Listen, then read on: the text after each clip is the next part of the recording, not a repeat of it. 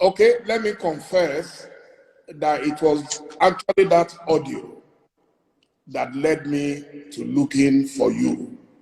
You see, I believe that journalists must help their nation to understand some certain people and personalities like yourself.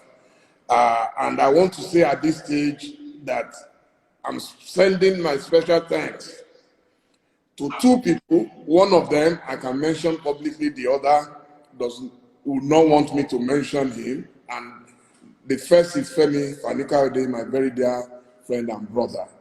I contacted him because I knew there is a special bond between the two of you.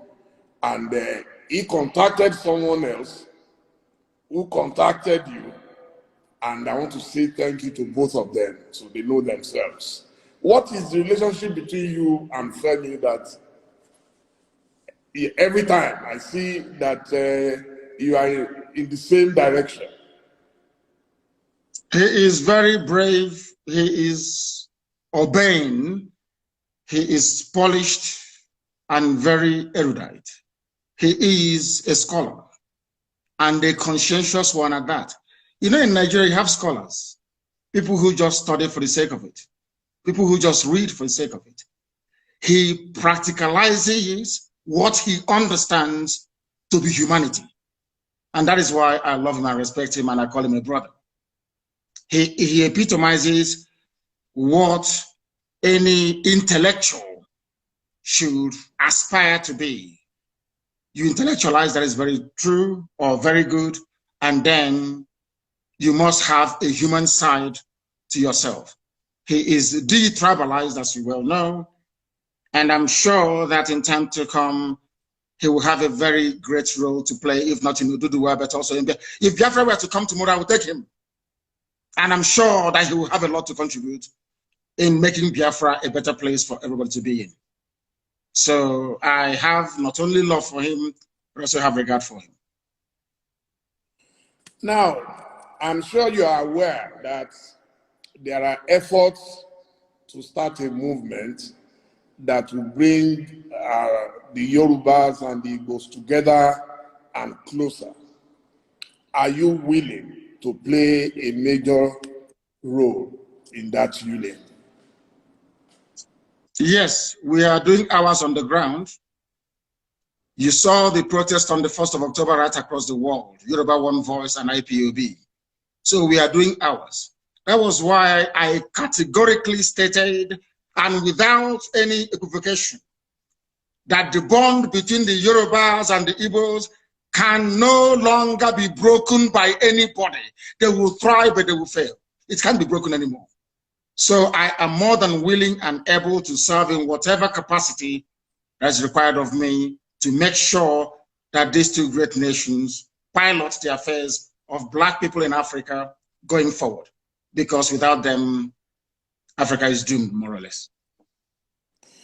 Now, I will plead with you to take the next question very softly. Because as a Christian, I believe my faith teaches me to render unto Caesar the things that are Caesar's. So which means I respect constituted authority. My question is about your best friend, our president and commander. Now, you propounded this theory of a cloned man, and that our current president is a Sudanese man called Jibril. Do you agree that your information might have been wrong, and you are also willing to apologize to him for that error? Anybody can make a mistake. No, not at all. Buhari is dead and buried in a shallow grave in Saudi Arabia. Aisha Buhari was there. She came back from what they called a lesser Hajj. She was wearing black. She was mourning. If you look at the pictures that were circulated at that point in time, you will see the smug, or should I say, the forlorn faces of northern governors. A minute silence was held at the AU for a late Buhari. Even Her Britannic Majesty Queen Elizabeth II also penned a condolence message to the people of Nigeria before the cabal took over and asked her to rescind it, which she did. Buhari is dead, and I'm prepared to stake Biafra on it. If you, Dele Momodu, can go and prove to me, I'm not asking you to do anything too complex. If you can go and ask this man you call Buhari, whoever it is in Asorok, to come outside, don't do very much, address a panel of Nigerian youths, maybe 20 of them, and speak Buhari's mother tongue, which is Fulfude. I will give up Biafra. I will apologize to him, and I will submit myself to any authority on this earth to do with me as they please. There is no Buhari. Jubril was there. Jubril followed Abba Kyari to Cuba and ran away from there and never came back.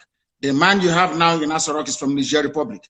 His name is Yusuf Abubakar Muhammad. That's his name. Yusuf Abubakar Muhammad. Even Shekau knows who he is personally and was mentioning his name as well. It is not Buhari. The old Buhari that you and I know, the country cannot be burning and he will restrict himself to only 12 minutes of edited broadcast. Impossible. Impossible. Anybody that knows Buhari, even if he's dying, he must speak because he fought in his own understanding to keep Nigeria one. Anything that impacts or threatens the territorial cohesion and integrity of Nigeria, the old Buhari, in fact, he will be in Lagos. The old Buhari will be in Lagos, I'm telling you. But this little, have you not seen him with his fresh hands of a 35-year-old? He cannot wear this. He cannot wear this. Because if he wears this, his ear will bend because it's rubber, silicone. We know about AI technology. It's deep fake. Please Google it. You're a media man, you must know this. I can replicate this very interview with your face showing us having this conversation, but it is not you. You also saw that some, would I say, some eagle-eyed investigators managed to discover that there was actually a microphone, a loudspeaker on the table. It's everything that they claimed that Buhari was saying was coming from a loudspeaker. From a loudspeaker. Very, very sad indeed. These are the things that the world must understand and come to terms with. That the person you are calling Buhari is not Buhari, and I can stake my life on it. If he comes out tomorrow and takes, or should I say, address any press interview live without Garuba Shehu doing this, telling people to cut. If he can come out tomorrow, a panel of journalists will, in fact, no, not journalists because some of them are corrupt, youths will address him. There and then you will know that Buhari is no more. There is no Buhari. No country. How can you have a country you claim you're proud of, and that country is run by 10-minute video recorded every 4 months? What sort of country is that? Every 4 months you issue a pre-recorded video to address 200 million people. What an insult. What an insult. In a time of crisis, there is COVID-19, people are agitating, they're very restive. The only thing you can do is 10 minutes video. Laughable and absolutely absurd. And no sensible person should be able to tolerate it. Buhari is dead, and I stake my life on it. Please don't stake your life on it, because I am very, very convinced that he is alive. I have been meeting Buhari since 2010. Okay, and the last time I met him was 2 years ago inside Aso Rock with a former president of Africa. I met him, we interacted, he cracked jokes with me, he even said, Dele, it seems you've added weight. I am telling you that I am not foolish not to know the person I've been seeing for 10 years. I've worked closely with him on his campaign, and yes, you could have your theory why you think. You see, my own theory is different. Because he was very sick, a lot of people thought that he would die, and God restored his life. And I think that is why you think he is dead. I am personally convinced that he's alive. I believe that a man like President Olusegun Obasanjo will not go and hold any meeting with a cloned president of Nigeria. If I can't vouch for any other person, I know that Obasanjo will never agree. He will talk. There is a saying where I come from, Dele. If you see something that is greater than your farm, you sell your barn where your harvest of yam is, where you store your yam, because that is the greatest thing that any Igbo man has in the olden days. If you see something that is greater than your farm, you sell your barn. And you could be a robber. They do not want to expose that the fact that Buhari is dead, because everybody depends on the oil and gas coming from Biafra land. Without oil and gas, Nigeria will be worse than a banana republic. There will be nothing happening there. Nigeria runs what is called a rentier economy. You sell oil and gas to import everything you need, including toothpick, including Indomie and pasta. So what is called the doctrine of stabilization. If you come out and you announce that Buhari is dead, there will be pandemonium everywhere. In fact, the US government feels that if they allow a precipitous collapse of Nigeria, it may impact the wider region. That is what the Africa desk at the State Department has been doing for very many years. So if you expose the fact that Buhari is dead, it will cause pandemonium, and there will be regional destabilization, and you will have a whole lot more of foreign terrorist groups to contend with. Now you have 7. Many more will come up. They do not want to turn northern Nigeria into another Yemen, Afghanistan, or Syria, or Somalia, for that matter. That is the only reason why they're keeping quiet, and everybody is hoping that he will make it to 2023 so that Aisha can go with the boyfriend and relax, because Buhari is dead. Absolutely dead and confirmed. Look at the hands of your, I can become a trend. You ever seen that little boy they call Tagwe that used to mimic Buhari, speak the way that Buhari does, crack Buhari jokes? That little boy is an Igbo boy. They've not given him a Fulani girl to marry. You know that little boy called Tagwe, he's a comedian. He mimics Buhari. These things happen. People can mimic Obama. People can mimic whoever they want to mimic. There are expert actors who can do all of these things. But let me make this very clear to you. It's a very simple thing. I'm not asking for a DNA test anymore. If Buhari can hold a meeting, the man you call Buhari, with Nigerian youths to ask him questions and speak his mother tongue Fufude, then I will give up. But I can assure you categorically that you are one of those that they have deceived, but they cannot deceive us. It was a well choreographed, well planned, and executed with military precision. They knew what they were doing because Britain is in charge. Britain is in charge. The same way they took charge of the NSAS protests. You were there, you were watching. When British High Commissioner went to Lagos, did not see the Lagos State Governor, but saw Tinubu. Not up to 48 hours, the army came and started shooting. And now, as they say, the rest is history. The people controlling you are those that created you. The people that made you a Nigerian are those now in charge of your lives. You are not in charge of Nigeria. They are, and are the ones running the show.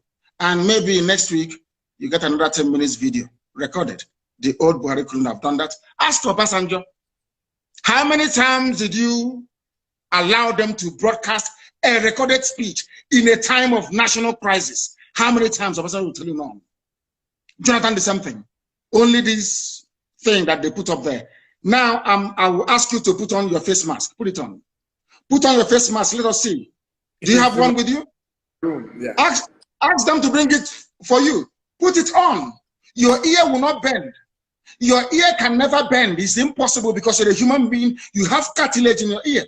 But if this ear is made of silicone, as the one that Aisha's boyfriend is wearing, once you put on mask, your ear will bend.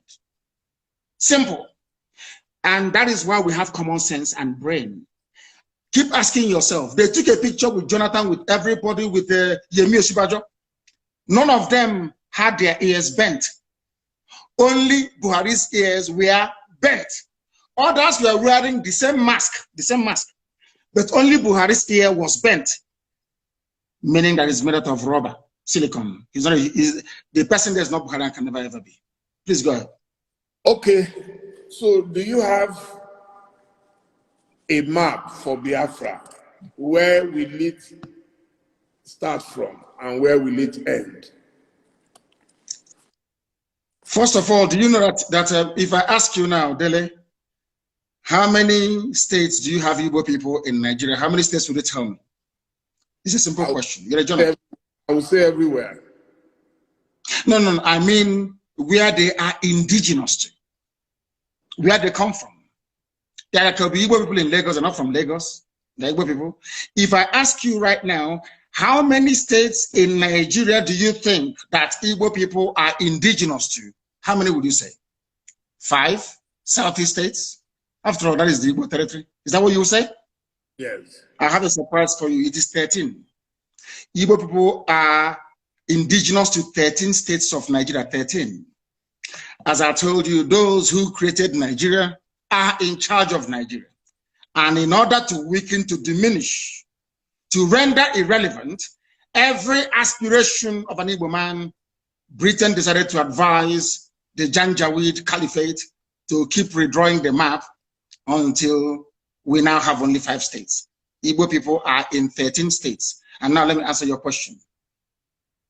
The map of Biafra starts from wherever women tie 2-piece wrapper and ends where they stop tying 2-piece wrapper. In other words, Biafra land starts from Kogi in the north, in Igala land, Idoma, Igede, all the way to Ikodomikodo, Idu land, in Udo, and going down to Bakassi, after Cross River State, and to Bonny and to Opobo in the south. All these are Biafran territories because if you go there, all the women tie 2 people. The 13 states. I want the 13 states, please. You want me to name for you the 13 states that make up? Yes, please. Kogi, are there Igbo people in Kogi? I'm sure the answer is yes. Yes. Indigenous. Are there Igbo people in Edo State? Yes. We agree. In Edo State, there are Igbo people. I'm not talking about Tubiaja, which is Ishan. We'll come to that later. I'm even talking about a place called Igbo Akere. Igbo Akere. Are there Igbo people in Delta State? Yes. Are there Igbo people in Benue? In Benue State, I'm asking you, Izi community is in Benue State. They speak Igbo. The largest market you have in Benue belong to the Igbo communities in Benue State. Are there Igbo people in Cross River? Yes. So Igbo people are in Cross River. Are Igbo people in Akwa Ibom? Yes. Itu is in Akwa Ibom. There are Igbo people there. Are there Igbo people in River State? Are there Igbo people there? Of course there are. 90% of River State is Igbo. Are there Igbo people in Bayelsa? And you'll be shocked. YES is the answer. There are Igbo speaking people inside Bayelsa itself till tomorrow morning. The same way you have Ijaw people in Ondo. Are there Igbo people in all the 5? I've counted for you the 6 states that make up the so-called South. Imo, Abia, Anambra, Ebonyi. Yeah, you've mentioned 9 now. 9 states. 1, 2, 3. Kogi, Edo, Benue, Cross River, Akwa Ibom, Rivers, Bayelsa, Ondo. Have you added? No, not in Ondo. We're not in Ondo. Igbo is not in Ondo. What is in Ondo is Ijaw. Ijaw is in Ondo, not Igbo. But okay. Ijaw is Biafra. And we'll get to that later. And then you add the 5 southeastern states. You have Imo, you have Anambra, you have Enugu, you have Ebonyi, you have Abia. Add all of them together. Imo, Anambra, Ebonyi, Abia, Enugu. 1, 2, add it to the 6. Okay. 5 southeastern states. 6, 7, 8, 9, 10, 11, 12. I think 1 is missing somewhere. One cannot be 6 states of the South, 5 states of the Southeast, then Kogi and Benue, and then you get 13. In all these places, you have, I'm not telling you about where they are trading, where they are doing business. People from there are Igbo. They are indigenous. And you think Kogi would agree to go with Biafra? No, it's about a referendum. We are asking, what we're asking for is that part of Kogi where women tie 2-piece wrapper. That's all. Your mother will tell you where you come from. If you look at your mother when she dresses up to go to church or to go to a function and she's tying 2-piece wrapper, one on top of the other, then you know you're a Biafran. And that's what they do in Kogi, in Enugu State, in Benue State, in Cross River State, all the way down. You can go all the way down to Edo State. It is there till tomorrow morning. Don't you think you are likely to hit the brick wall if you try to go expansionist, if I could put it that way? I am an Igbo man. With all due respect, my dear brother, the Yorubas may be comfortable leaving Yoruba people in Togo and the Benin Republic and calling somebody from Sokoto State their brother. I don't intend to do that. Wherever you have Igbo people, they must be together as one. We are not leaving anybody behind. We cannot leave anybody behind. It was the Fulani Janjaweed and the British that caused this problem. You cannot come to my land, you take an Igbo community, you give them to Benue, you give them to Kogi, and you say they're from the north. Ohanese may tolerate it. I will not tolerate it. I can't tolerate it. I am not going to leave one single Igbo community anywhere. They must be part of Biafra. They must be part of Biafra. What happens? Let's say the other people that you are fighting get provoked and they decide to call your bluff and say, okay, Igbo people in Kaduna, in Katsina, in Sokoto to defend Israel. How will that fit into your plan? Quite frankly, before you answer, let me do it as a double warning. And what if the Igbos in those places say they are not interested in joining you? Hallelujah. We say good riddance. Everything we are doing is based on the consent of the people. There must be a referendum, or should I say referenda, which is the plural, right across the board. We are going to ask people, ethnicity by ethnicity, where they wish to belong. If they say we want to be part of the Janjaweed North, where once in a while you lose your daughter, your wife could be raped, oh, well and good. We let them go. I am a Democrat. I'm not going to force anybody to do anything. And Biafra must come via a referendum. People must agree to it. We are not forcing anyone to do anything. Everything we are saying and doing is geared towards one outcome, a referendum. If they agree, fine. If they don't agree. So who is going to organize this referendum that you've been talking about? The United Nations will have to organize it at the right time. They will. If it is not organized, what is your plan B? We continue with civil unrest and civil disobedience, boycott of elections. As one of our great heroes said, we will boycott all boycottables until we get what we want. The British never wanted to leave Africa, but they did. Russia never wanted the Soviet Union to break up, but it did. Serbia never wanted Yugoslavia to break up, but it did. Sudan never wanted South Sudan. They never wanted South Sudan to be free. They're free today. Ethiopia never wanted, excuse me, Eritrea to be free, but today Eritrea is free. So that tells you all you need to know. It is not in their hands because you know what? Power belongs to the people. Anything we want is what we're going to get. Once again, I want to ask this. Do you think this dream is realizable without a war? And are you prepared to fight another war? This dream can be realized without a war.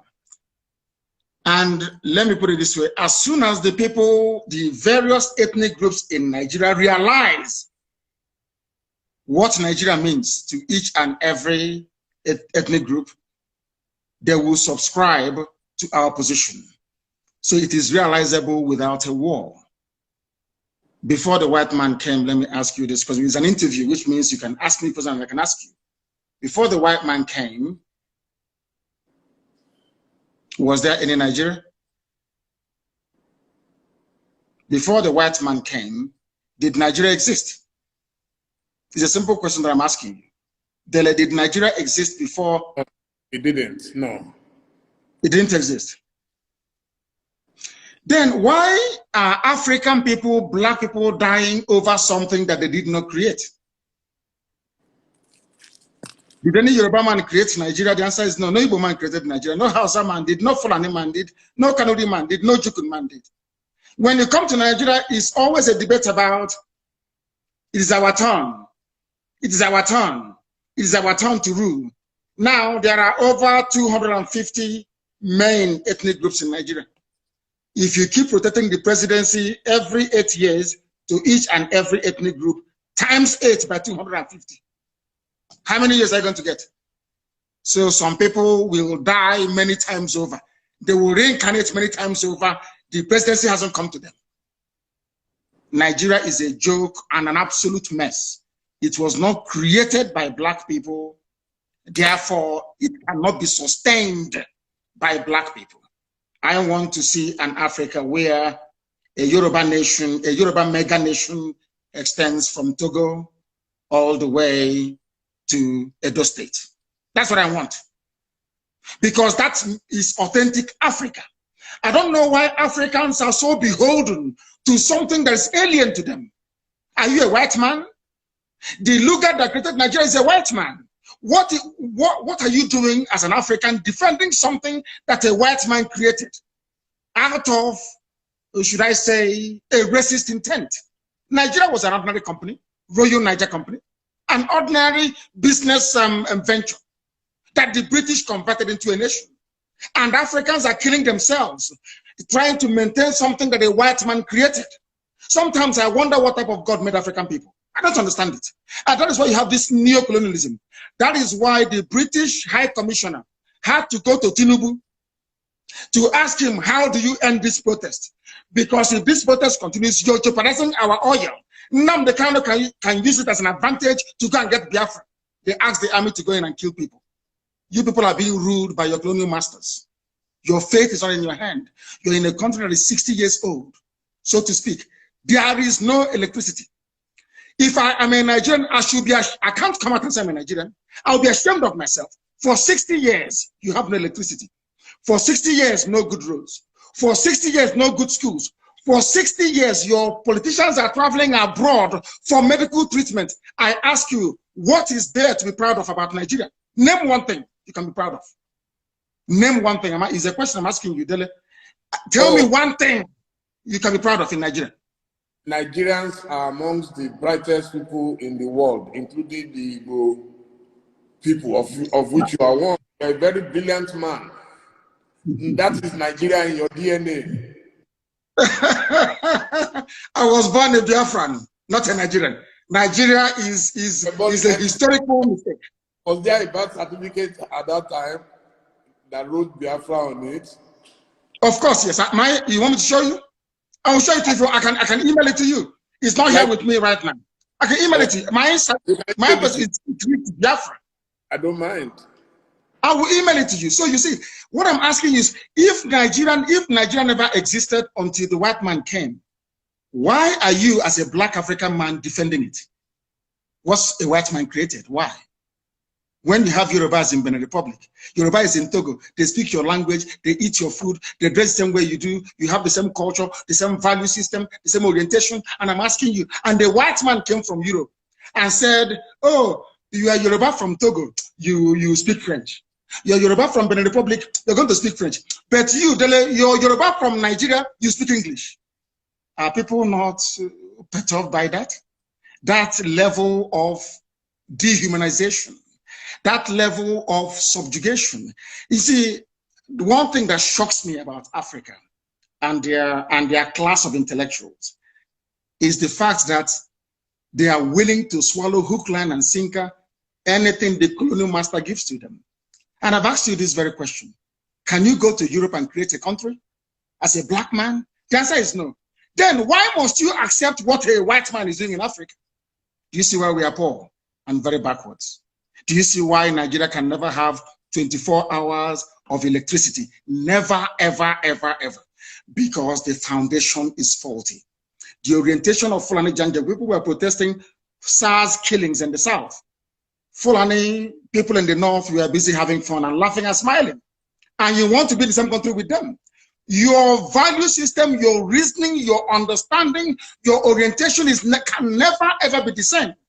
Never be the same. Why did Britain leave the EU? Dele, I'm asking you, are they not Christians? Are they not Democrats? Are they not, don't they believe in free trade and voting people in and voting them out? But then, why did Britain leave the EU? Why? The same Britain that left the EU is asking me not to leave Nigeria. Nigeria that is only 100 years old. Your grandfather was not a Nigerian. Was not. So why must you throw away the history of your family, the rich history of Yoruba people? Because a white man called the place Nigeria. Why must you do that? Why? Can I go to England and name them and name them Albania and say all your history is now gone? We are doing our ancestors a disservice. And let me tell you why Black Africa cannot go forward. Some people, not you, some people accepted this nonsensical balkanization of Africa with their useless flag independence. And your ancestors are in the grave. Your ancestors that existed before the white man was born, they are in the grave. You jettison their history and their identity. You banish it, you denigrate it, you insult them by accepting this garbage called Nigeria, and you want them to be happy with you. That is why no Black African country can see development. No Black. You see South Africa.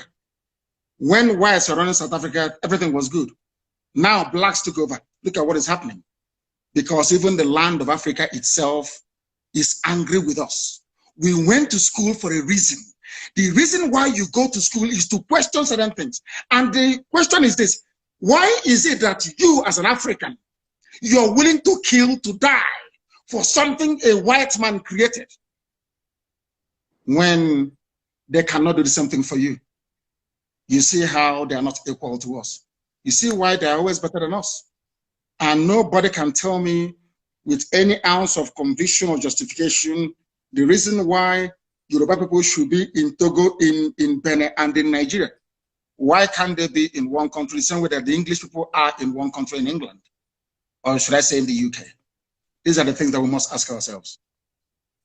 Okay, thank you so much. Thank you, Mazi, Nnamdi Kanu. I mean, you are very passionate about your beliefs. Nobody can take that away from you. So now we get to the stage where I already jotted down some questions from members of the public. The first is that you hold a dual nationality. So they are saying you have a choice, you have an option. What about those who have nowhere to go? The reason why you are interviewing me today is because I got lucky. My parents didn't get lucky. People who were in my house did not get lucky that very day, they died. My dog also died. Jack, they killed my dog. Now, listen very carefully. People don't understand. You see, there is a level of flippancy in Africa, and should I say, we don't interrogate any concept or phenomenon with a great degree of sincerity. Why do I have a Nigerian passport? The same way that Awolowo, Chief Obafemi Awolowo, held onto a British travel document. Did that stop Awolowo from fighting for Nigeria to be independent? I'm asking you a simple question. Did that stop him? Awolowo went to Glasgow to study. The British document. Exactly. He traveled abroad. Awolowo traveled abroad to study. He read economics in Scotland, and he came back. probably even on British scholarship. The fact that Awolowo was availed of free education in England and traveled to England by ship in those days with British papers, did it stop Chief Awolowo from fighting for independence of his people? And I must say, he was a lawyer. Thank you. Sorry, I do apologize. I do apologize. He was a lawyer as well, but he also read economics. Do you know he read economics as well? He also read. He's a lawyer. I agree. Now, I'll ask that question again, so you answer, so that the whole world can hear. Yes, the fact that Awolowo went to England and studied, or let me say Britain and studied, United Kingdom, came back, became a lawyer and an economist. Did that stop Chief Awolowo from campaigning for independence from Britain? I don't know if you can hear me. Can you hear me? Hearing you, yeah. I understand your logic, yeah. Now, the same thing with Dr. Nnamdi Azikiwe. He traveled to the US. He studied. He traveled to the US with British papers. As somebody traveling from a British colony, he went to the US and he read, and he came back. And a Yoruba man, incidentally, let me tell you why they don't want Yorubas and the Igbos to be. A Yoruba man identified the talent in Nnamdi Azikiwe and appointed him the secretary of NCNC. That Yoruba man is Herbert Macaulay, a Yoruba man. And Zik fought with the likes of Awolowo until Nigeria became free. Why didn't they say, you know, in those days they were very intelligent? Nobody said to Zik, oh, you went to England for free, you studied, you have their passport, now you're fighting and saying they should go. Because in those days, our fathers, they had brain. I'm sorry to say this generation, I don't know what's wrong with them, is a social media indomie generation. And I hope that after this evening, they will become, should I say, more enlightened as to the issues. I no longer hold dual nationality. I used to have dual nationality for convenience sake, just to travel out of Nigeria, not for anything. And my hatred for Nigeria didn't start today. I've always hated Nigeria. It's a very useless place. Only a fool can say, I am a proud Nigerian. There's nothing to be proud of. Absolutely nothing. You have nothing. Individually, you're brilliant. The Ngozi Okonjo-Iwealas of this world, our brother who is at African Development Bank, very smart and very brainy, yes, as an individual, but collectively as a group, the most useless 200 million people in the whole world. Nothing is coming out of nothing, absolutely nothing. Absolutely nothing. So how can I be a proud Nigerian? Ordinary light you don't have. No, simple light you don't have. How can I be a proud Nigerian? Thank you very much. Now, your governors have virtually rejected Biafra. Those are the most senior representatives of the people. So this person is asking, how do you want to deal with that situation? How many governors do we have per state? One, I think it's one, isn't it? One governor per state, yes. But they control, in a democracy, they control no. Yes. How many, during election, how many times does the governor vote? Once. Okay. So the people will decide, not a governor. We are not Fulani Janjaweed. We don't have feudal lords in our land. We are Democrats or Republicans. You have only one vote. Only one vote. One governor, one vote. People may dissent, they're entitled to their opinion. One governor, one vote during the plebiscite or referendum. And there is nothing they can do about it. The majority says they want Biafra. So the views of the governor, of course, may be taken into consideration, but it doesn't count because they are in the minority. We are not Fulani people. Someone has asked, how are you funded? We are the largest movement on the face of this very planet Earth. IPOB, Indigenous People of Biafra, we're all over the world. And our people are very, very generous. They fund us. No politician, no millionaire, no billionaire, nobody. Ordinary people in the diaspora and people at home. They fund these well-oiled machine all over the world. That is why we are formidable. We owe it to them. We don't have any godfathers. That is why I speak the way I do. If there's anybody who can say they are funding us, come out and say it. Nobody does. Ordinary people do, because everybody wants freedom. Someone is asking, if you say you are asking for a referendum, how come you sometimes apply force, the use of force and coercion? That is the only thing the Fulani Janja would understand. Nigeria is a rogue creation. Nigeria is where vandals and bandits abound in political office. Nigeria is not a civilized society and can never ever be. You saw the way they are behaving. You give rice to a governor to give to people, the governor will steal it and keep it. Palliate it that he did not buy. The only language they understand is by breaking into those warehouses and taking what belongs to you. The criminals and the hoodlums here are the governors, not the people who are hungry. I don't know why in Africa we always want to turn the narrative upside down. So you're telling me that Fulani can come to my place and rape my mother, abduct my sister, and I'll be clapping and praying and doing hallelujah and doing prayer and fasting. Nnamdi Kanu is not like that. We hunt them down, we pursue them, we catch them, and we deal with them. As simple as that. If people can tolerate that type of rubbish, we can't take it.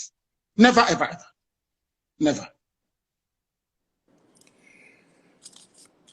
You said you are a Democrat. Yes. Does democracy allow the use of brute force? Is Nigeria not a democracy? But they were in Lekki shooting people that their constitution says should not be shot. People praying and singing national anthem, we are shot. A constitutionally granted right. The state of Nigeria violated it. They are the ones that brought violence, not us. As they say, those of them that make peaceful revolution impossible, they make violent revolution impossible. They make it possible, rather. Those are the words of John F. Kennedy, not mine. An American Democrat who. And people talk about democracy all the time. The modern Britain you have today was forged in a revolution led by Oliver Cromwell that toppled the monarchy of King Charles I. Today, England is doing very well. France talks about democracy, but their democracy was forged in the heat of a revolution that toppled the reign, I think, of King Louis XIV or the 15th, I don't know, and Marie Antoinette. America, they hold you to account today if you're not democratic. America was forged in the battle of a revolution fought and led by George Washington. I don't know if we did all these things at all or not. I mean, I think Nigeria should employ me to write their curriculum for them so they can train sensible, reasonable people. People graduate from schools in Nigeria, they come out far more foolish than they actually went to school with. Someone has asked, are you not afraid for your life? And what happens? I am dead already. And at what happens if anything happens to you now? Do you have succession plans? I am dead already. I was pouring some water, I do apologize. I am dead already. The only thing that can bring me back to life is Biafra. This life is meaningless without freedom, not just freedom. As I said before, I traveled to England to study for a reason and for a purpose. You cannot tell me that in England, they have gas piped all the way from the Scottish gas fields. There is 24 hours a day electricity. There is gas. If you're homeless or if you're unemployed, the government can give you what is called housing benefit.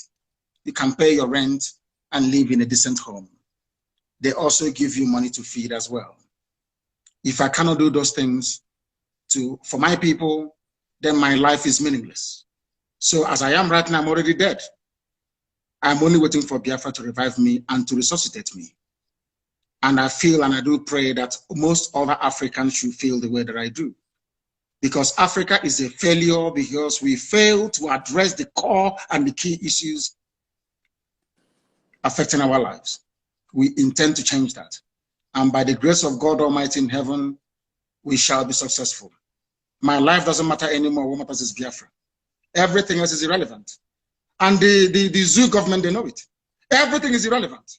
The only thing that matters to me, God is my witness, is Biafra, nothing more. I'm not doing anything. I don't have a car. I have nothing. The only promise I said to God is, give me Biafra, that's all. I don't want anything else. What am I doing with money? What am I doing with cars? I don't need them. The Biafra I do need. Now, someone says, if you disagree so vehemently with the English people for what you believe they've done in Nigeria, how come you accept their protection? They are not protecting me. I'm sure if they have a chance to kill me, they will kill me. They're not protecting me. The only people that ever protected me was the sort of Israel. Nobody else has ever protected me. Only Israel did. So if they have a chance to kill me, they'll kill me. What protection is the person talking about? I said it before. Chief Obafemi Awolowo went to UK to study. Chief Obafemi Awolowo, because there's one good thing about the UK. If you study there, your eyes will open. You see how vocal and vociferous the protest in London was. Because we understand their game, we know the way they play it, and we feel sorry for our people that they cannot see what we have seen. But one day, who knows, their eyes may open. But as I keep saying, anything we do to ensure that freedom comes, not just to Biafra, to Duduwa, but to everybody, every ethnic group, I am all for it. So could you tell me a bit about your project, the Radio Biafra?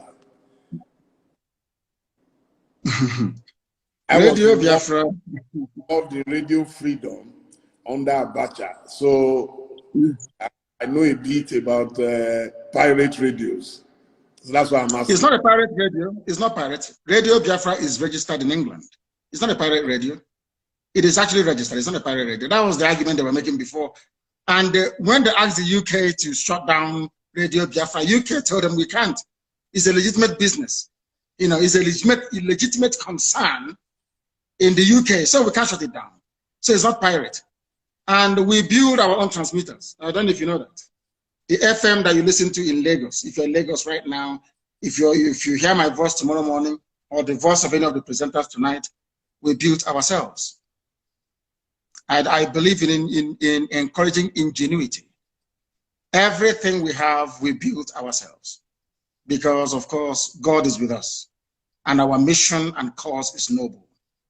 That is the history of Radio Biafra, and we keep expanding. And I do hope that before this month runs out, which is just a few days away, that Radio Biafra will be in Katsina broadcasting in Daura. Radio Biafra will be in Daura broadcasting. And they will complain, but they can't do anything about it because we are far ahead of them. What are you doing in Daura when you said Buhari is not there? So what will you be doing in Daura? No, they challenged us. Their MDC challenged us. They said they're going to buy equipment worth, is it 700 million to disrupt what we are doing? So in response, I said, I'll put a radio inside Daura and I'm going to do it. I will.